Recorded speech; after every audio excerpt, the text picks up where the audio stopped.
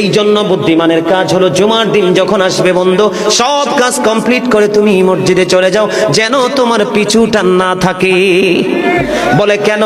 আমাদের দোষের কিন্তু বন্ধু শেষ নাই। জুমার দিনে মুসল্লিরা যায় সবার পরে এবং বের হয়, ইমাম সাহেব যখন ডানে বামে সালাম ফেরায়, মনে হয় যেন বন্ধু বিশ্বযুদ্ধ শুরু হয়ে গেছে, কার আগে কে রে বার হয়ে যাবে।